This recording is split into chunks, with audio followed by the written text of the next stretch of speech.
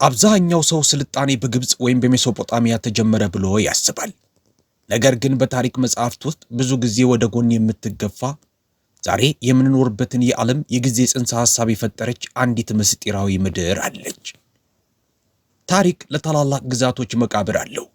ባቢሎናውያን፣ ሂታውያንና አሶሪያውያን ዛሬ ትውስታ ብቻ ናቸው። ነገር ግን ለ5000 ዓመታት የስልጣኔን የተፈጥሮ ሕግ የተገዳደረች አንዲት ምድር አለች። ይህች ሀገር በጦር ሜዳ ስትሸነፍ እንኳን ወራሪዎቿን በባህሏ ፕሮግራም በማድረግ ወደ ፋርስነት የምትቀይር ረቂቅ ኃይል አላት።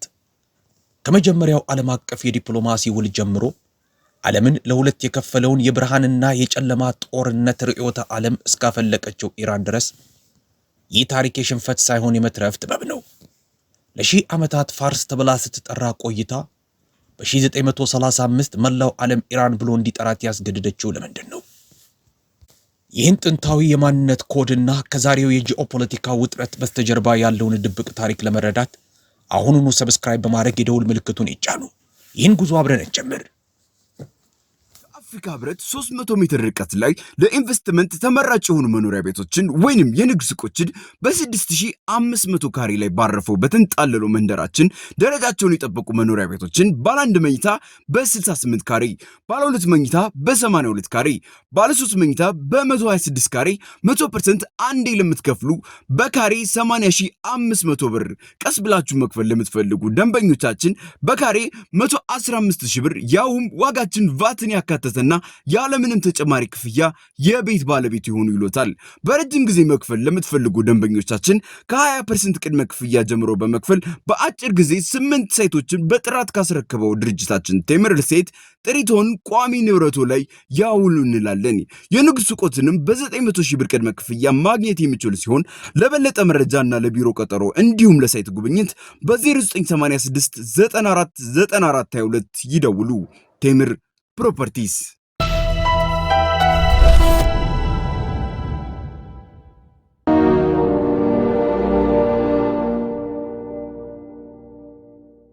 ለሺህ ዓመታት በዓለም ላይ የነበሩ ታላላቅ ግዛቶች በሙሉ አንድ አይነት አደገኛ ስህተት ደጋግመው ፈጽመዋል። ሰይፋቸውን መዝዘው ወደ ኢራን ደጋማ ስፍራዎች የዘመቱት ይህንን ስልጣኔ ከምድረ ገጽ ላይ ለዘላለም ጠራርገው እንደሚያጠፉት ሙሉ በሙሉ በመተማመን ነበር። የታላቁ እስክንድር የመቄዶንያ ጦር እዚህ ወርሯል። ጨካኞቹ የሮማ ክፍለ ጦሮች እዚህ ተሰልፈዋል። የአረብ ሰራዊት በአዲስ ሃይማኖት ባንዲራ ስር እየተመሙ ገብተዋል። አስፈሪው የጀንጊዝ ኻን የሞንጎል መንጋም የራስ ቅል ግንቦችን እየገነባ በጭካኔ ያልፎባታል። ሌላ ማንኛውም ሀገር ቢሆን ኖሮ እንዲህ ያለ አስከፊ መከራ ካስተናገደ በኋላ በታሪክ ውስጥ እስከ መጨረሻው ጠፍቶ ይቀራል። ልክ እንደ ባቢሎናውያን፣ ሂታውያን ወይም አሶራውያን በታሪክ ባህልና ዘር መቅለጫ ውስጥ ገብቶ ይሟሟ ነበር። ነገር ግን በኢራን ላይ የሆነው ነገር ሙሉ በሙሉ ሊገለጽ የማይችል አስገራሚ ክስተት ነው። ጊዜ በሄደ ቁጥር በጦር ሜዳ ቢሸነፉም ዋና ከተማቸውን ቢነጠቁምና በወራሪዎች ቁጥጥር ስር ቢሆኑም ኢራናውያን በዓለም ላይ ማንም ሊያደርገው የማይችለውን ነገር አደረጉ። ወራሪዎቻቸውን በራሳቸው ውስጥ አሟሟቸው። በጥቂት 10 ዓመታት ውስጥ ያጨካኝ ወራሪ የፋርስን ቋንቋ መናገር፣ የፋርስን ስነ ህንፃ መገንባት፣ የመንግስት ቢሮክራሲያቸውን መተግበርና አልፎ ተርፎም የፋርስን ልብስ መልበስ ይጀምራል። ደጋግሞ እንደታየው ምስራቁ ወይም ኢራን ምዕራቡንና ዘላን ወራሪዎቹን አላስወጣቸውም። ይልቁንም በላቸውና ዋሃዳቸው። ከጥንት ጀምሮ እስከ ዛሬ ድረስ ኢራን እንዴት ማንኛውንም የዓለም ኃያል መንግስት ግምት ውስጥ እንዲያስገባት ልታደርግ ቻለች? ማንነቷን እንዴት ጠበቀች? የ5000 ዓመት ታሪክ ያላት ታላቋ ፋርስ እንዴት በገዛ ፈቃዷ ያንን ዝነኛ ስሟን ትታ መላው ዓለም ኢራን ብሎ እንዲጠራት አስገደደች? ይህ ዛሬ የምንኖርበትን የጊዜ ጽንሰ ሐሳብ የፈጠረች ጂኦፖለቲካን በብርሃንና በጨለማ መካከል የሚደረግ ቅዱስ ጦርነት ያስመሰለችና ለዘላለም ለማሸነፍ ሲባል ውጊያዎችን መሸነፍን የተማረች የአንድ ሀገር ታሪክ ነው። ከግብፅም የቀደመች። የዚህን ስልጣኔ ጥልቀት ለመረዳት ጊዜን ወደ ኋላ በብዙ ሺህ ዓመታት መመለስ አለብን። በተለምዶ የምዕራቡ ዓለም ሜሶፖጣሚያን፣ ሱመርንና ባቢሎንን ወይም ጥንታዊቷን ግብፅ የሰው ልጅ ስልጣኔ መገኛ አድርጎ ይቆጥራል። በዚህ አመለካከት ኢራን ብዙ ጊዜ ወደ ጎን ትገፋለች። ይህ ደግሞ ትልቅ የታሪክ በደል ነው። በእነዚህ ምድሮች ላይ የዝግመተ ለውጥ ሂደት በተፈጥሯዊ መንገድ ቀጥሎ ነበር። ከ50 ሺህ ዓመታት በፊት ኒያንደርታሎች በእነዚህ ምድሮች ላይ ሰፍረው ነበር። በኋላም ከ36000 ዓመታት በፊት ክሮማግኖኖች ተተኩ። ነገር ግን እውነተኛው አብዮት የጀመረው ከጊዜ በኋላ ነው። አርኪኦሎጂስቶች እንደ ጂሮፍ ባህልና ከ6 እስከ 7000 ዓመታት ዕድሜ እንዳላቸው የሚገመቱ የሲያሊክ ዚጉራቶች ያሉ የከተማ አይነት ስፍራዎችን በኢራን ምድር አግኝተዋል።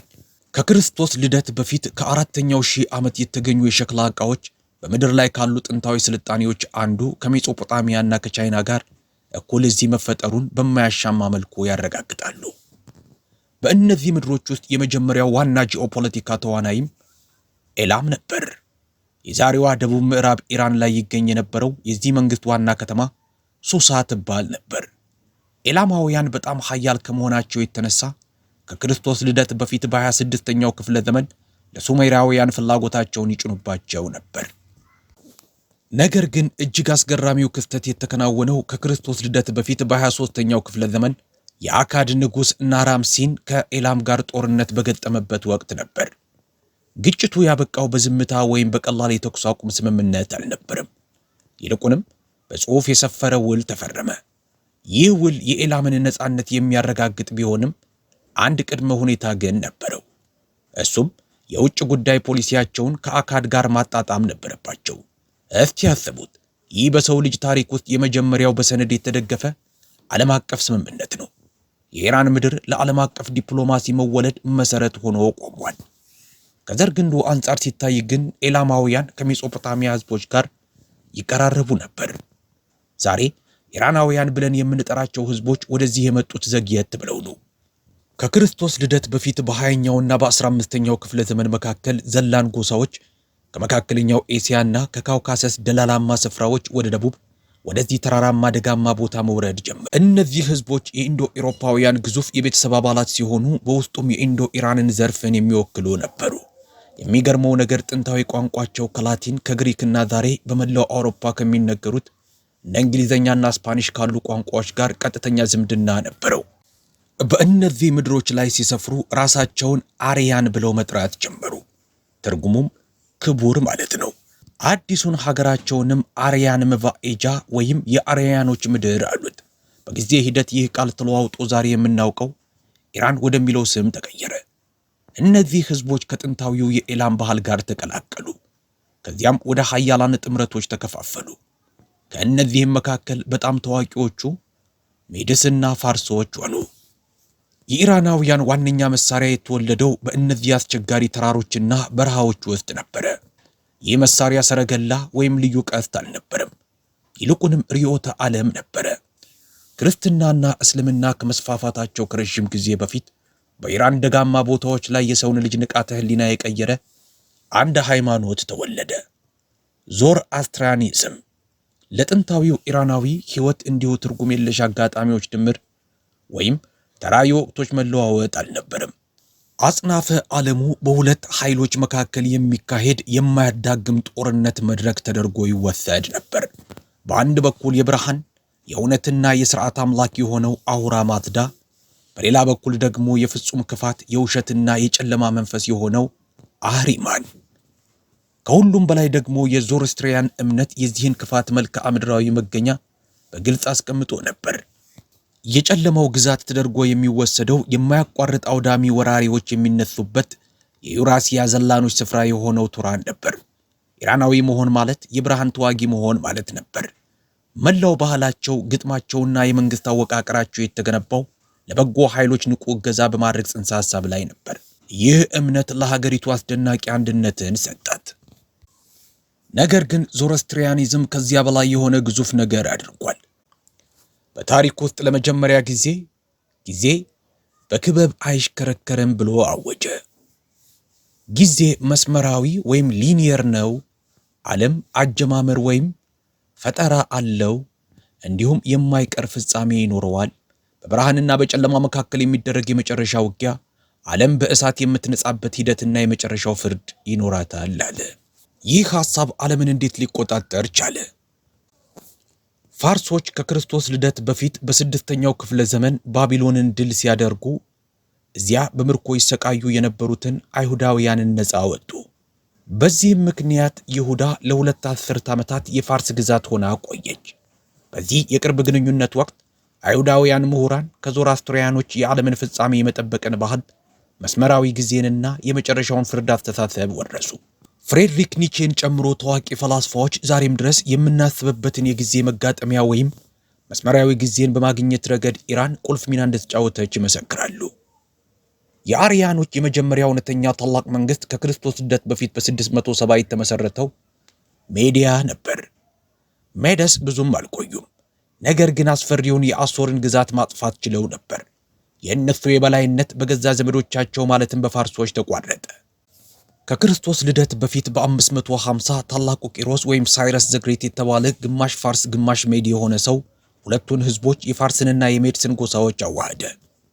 ከዚህ ውህደት በኋላ የታሪክ ተመራማሪዎች የአካሜኒድ ግዛት ወይም አካሜኒዲያን ኢምፓየር ብለው የሚጠሩትን በታሪክ የመጀመሪያውን ልዕለ ኃያል መንግስት መገንባት ጀመረ። ቄሮስ ከቀድሞዎቹ ጨካኝ ገዢዎች የተለየ ነበረ። ሊዲያን በትንሿ እስያ የሚገኙ የግሪክ ከተማ መንግስታትን ወይም ባቢሎንን ድል ሲያደርግ ቤተ መቅደሶቻቸውን አላፈረሰም፣ ህዝባቸውንም ባሪያ አላደረግም። እርሱ ግዛቱን የገነባው በአክብሮት ላይ ነበር። ተተኪው ቀዳማዊው ዳሪዮስ ወሰኑን ከግብፅ እስከ ኢንደስ ሸለቆ አስፋፋ። በዚያን ጊዜ የነበረው የዓለም ህዝብ ግማሹ ማለትም ወደ 50 ሚሊዮን የሚጠጋ ህዝብ በፋርስ አገዛዝ ስር ይኖር ነበር። ዳሪዮስ አገሪቱን ሳጥራጲስ ተብለው በሚጠሩ 20 የአስተዳደር ክልሎች ከፈለ። የተዋሃደ የግብር ስርዓት ዘረጋ። ዳሪክ የተባሉ የወርቅ ሳንቲሞችን አሳተመ። እንዲሁም በዓለም ላይ ፈጣኑ የመንግስት የፖስት አገልግሎት የሚሮጥባቸውን የመንገድ አውታሮች ዘረጋ። ነገር ግን ታሪክ ለድክመት ምህረት የላትም። ታላቁ ቂሮስ ግዛቱን ከዘላኖች ጨለማ ለመጠበቅ ሲል ከማሳጌታይ ጎሳ ጋር ለመዋጋት ወደ መካከለኛው እስያ ዘመተ። እዚያም ታላቁ ንጉሠ ነገሥት ፍጻሜው ሆነ።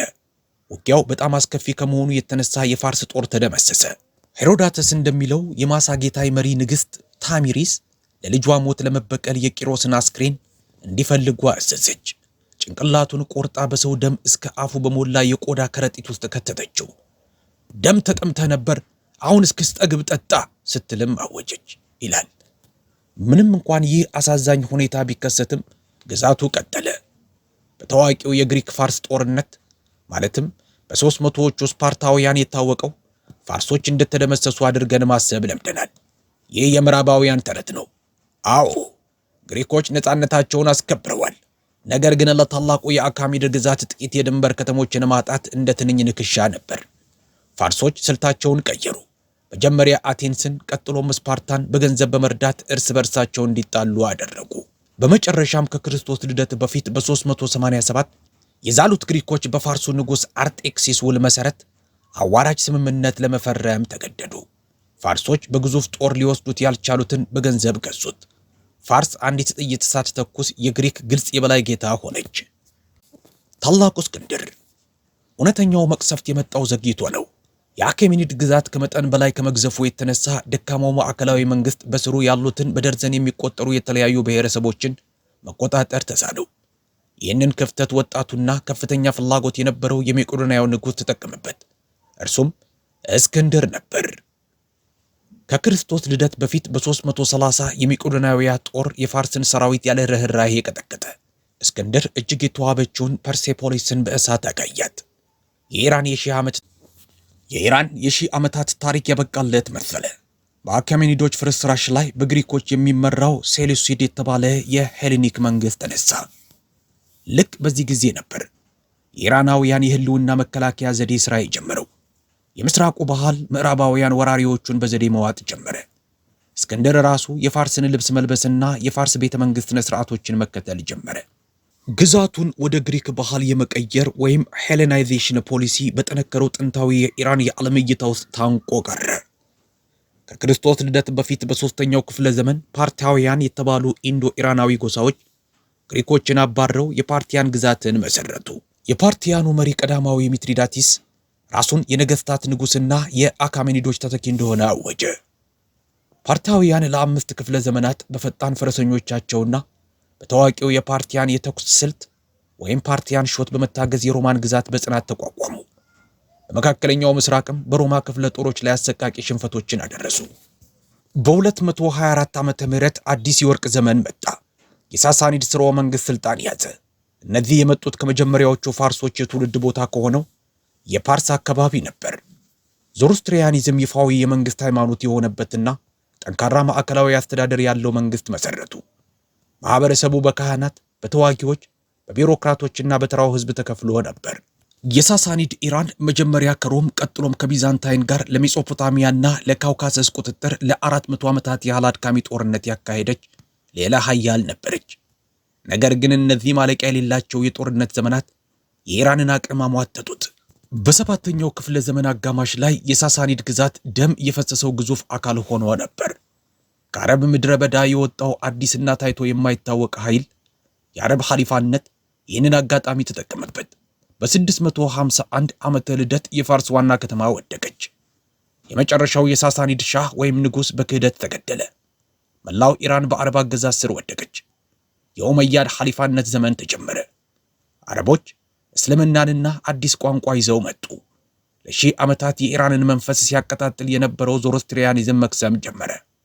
ሌላ ለማንኛውም ባህል ቢሆን ኖሮ ይህ ማለት ልክ እንደ ግብፅ ወይም ሶሪያ ማንነትን ሙሉ በሙሉ ማጣትና ወደ አረብነት መቀየር ማለት በሆነ ነበር። ኢራናውያን ግን በድጋሚ ተአምር አደረጉ። የአረብ ገዢዎች ኢራናውያን ስሮቻቸውን ሙሉ በሙሉ እንዲተዉ ለማድረግ ቢሞክሩም በጦር ሜዳ የተሸነፉት ኢራናውያን በባህል በኩል የመልሶ ማጥቃት እርምጃ ወሰዱ። በተለይ በአባሲዶች ዘመን የእስልምና ኻሊፋነት በፋርስ ቢሮክራቶች፣ ምሁራንና ገጣሚዎች ላይ በእጅጉ መታመን ጀመረ። የአረብ ኻሊፋዎች የፋርስን የአስተዳደር ዘዴዎች ተቀበሉ። የፋርሲ ቋንቋ አልጠፋም ብቻ ሳይሆን ከደርዘን በላይ ግዛቶችን ተርፎ እስከ ዛሬ ዘለቀ። ታላላቅ የሳይንስና የግጥም ሥራዎችን በእሱ መጻፋቸውን ቀጠሉ። ከአረቦች በኋላ እውነተኛ የዓለም ፍጻሜ የሚመስል መቅሰፍት በኢራን ላይ ወረደ። በ1220 ዓመተ ምህረት ጄንጊስ ሃን ከመካከለኛው እስያ መጣ። ሞንጎሎች ግዛቶችን መያዝ ብቻ ሳይሆን ሙሉ ከተሞችን ጨፈጨፉ። የሺህ ዓመት ዕድሜ ያላቸውን የመስኖ ሥርዓቶችም ከምድረ ገጽ አጠፉ። ኢራን የዘላኖች የግጦሽ መሬት የምትሆን መሰለ። ነገር ግን የጀንጊዝ ሃን የልጅ ልጅ የሆነው ሁላጉ እዚህ ኢልሃኔት የተባለ የሞንጎል መንግሥት ሲመሰርት አንድ የማይታመን ነገር ተከሰተ። በድንኳን ውስጥ መኖር የለመዱት ጨካኝ ወራሪዎች በድንገት እስልምናን ተቀበሉ። የፋርስን ቋንቋ የመንግሥት ቋንቋ አደረጉት። ሰማያዊ ጉልላት ያላቸው ግዙፍ የፋርስ መስጊዶችን መገንባት፣ የሀገር ውስጥ ምሁራንንና ገጣሚዎችን መርዳት ጀመሩ። በ14ኛው ክፍለ ዘመን መገባደጃ ላይ ታሪክ ራሱን ደገመ። ቲሙር ሌንክ እነዚህን ምድሮች ወረረ። ከተቆረጡ የሰው ጭንቅላቶችን ፒራሚዶችን ሠራ። ሆኖም ግን በዚሁ ቅጽበት በፋርስ ባህል ይደነቅ ነበር። ምርጥ የኢራን የእጅ ጥበብ ባለሙያዎችን ወደ ዋና ከተማው ወሰደ። የእሱ ተተኪዎች ወይም ቱምሪዶች እውነተኛ የፋርስ ጥበብ ህዳሴን ፈጠሩ። ለ300 ዓመታት ያህል ኢራን የፖለቲካ ስልጣን የጨካኝ ሞንጎሎችና ቱርኮች የሆነባት የጦርነት ድስት ነበረች። ነገር ግን የኢራንን ዙፋን ከያዙ በኋላ በጥቂት ትውልዶች ውስጥ ሙሉ በሙሉ ፋርስ ሆኑ። የኢራን ባህላዊ ኮድ ወራሪዎችን እንደገና አዘጋጃቸው። ከዚህ የ300 ዓመታት የጎሳዎችና የስርወ መንግስታት ግርግር ውስጥ በ1501 ዓመተ ምህረት ሻህ እስማኤል የተባለው ሰው ብቅ አለ። እርሱም ሀገሪቱን ዳግም በማስተሳሰር የሳፋቪድ መንግስትን መሰረተ። የሺዓ እስልምናን የኢራን ይፋዊ ሃይማኖት ያደረጉት ሳፋቪዶች ነበሩ። ይህም ኢራን ከቀረው አብዛኛው የሱኒ እስልምና ዓለምና ከኦቶመን ኢምፓየር በባህልም ሆነ በፖለቲካ ለዘላለም ተለይታ የራሷን ጠንካራና ልዩ ማንነት እንድትቀርጽ አደረጋት። ፋርስ የሚለው ስም ለምን ጠፋ? በ19ኛው መቶ ክፍለ ዘመን በቱርክ ዝርያ ባለው የቃጃር ስርወ መንግስት አገዛዝ ስር ኢራን ወደ ከባድ ቀውስ ውስጥ ገባች።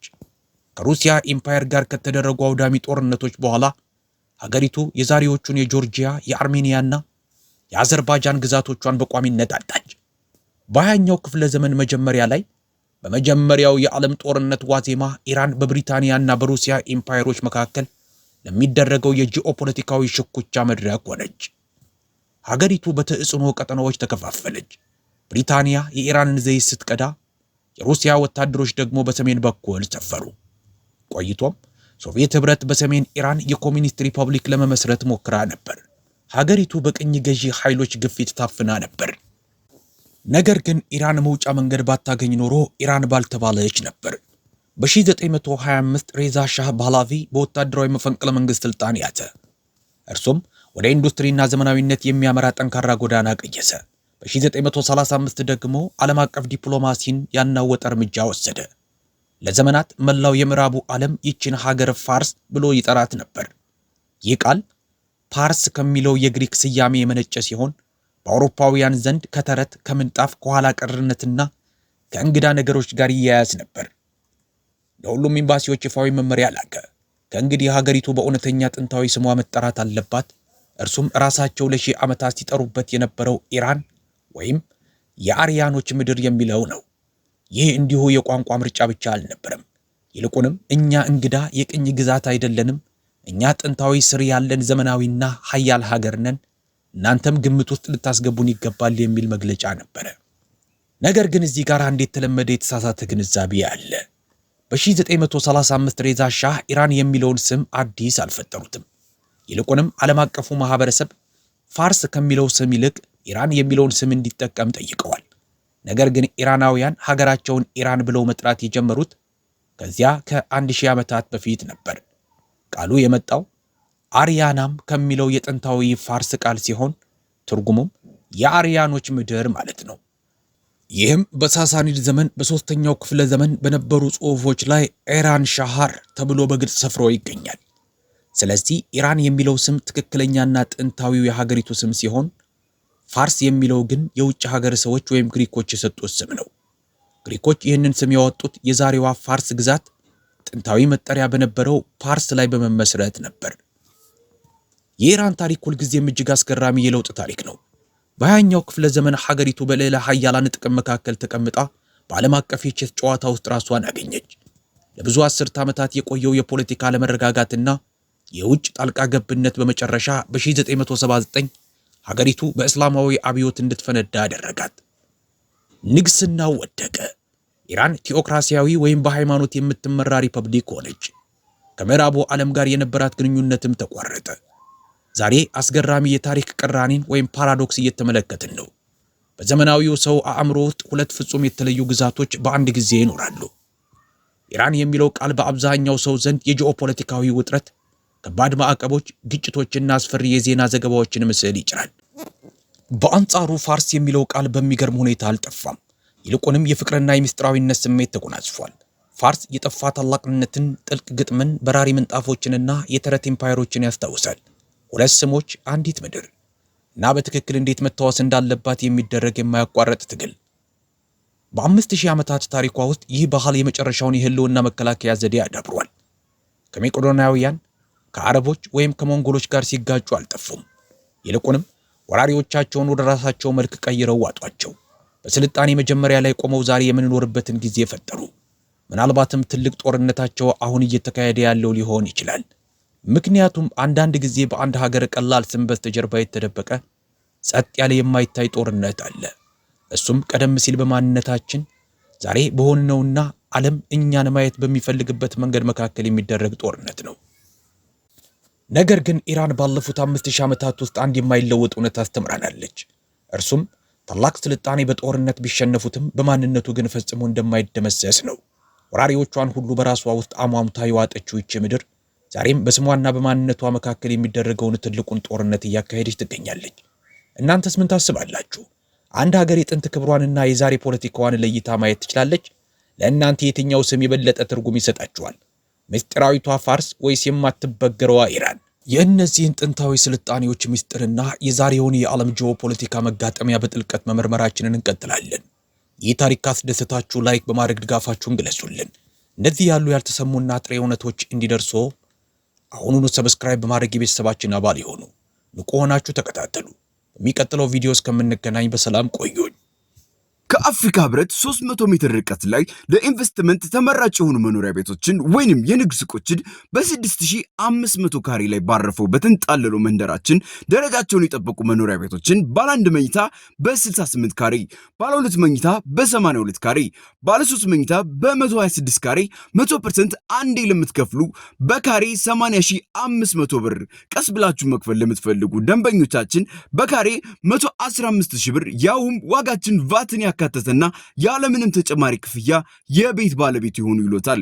በረጅም ጊዜ መክፈል ለምትፈልጉ ደንበኞቻችን ከ20% ቅድመ ክፍያ ጀምሮ በመክፈል በአጭር ጊዜ 8 ሳይቶችን በጥራት ካስረከበው ድርጅታችን ቴምር ሪል ስቴት ጥሪቶን ቋሚ ንብረቶ ላይ ያውሉ እንላለን። የንግድ ሱቆትንም በ900 ሺህ ብር ቅድመ ክፍያ ማግኘት የሚችሉ ሲሆን ለበለጠ መረጃና ለቢሮ ቀጠሮ እንዲሁም ለሳይት ጉብኝት በ0986 94 94 22 ይደውሉ። ቴምር ፕሮፐርቲስ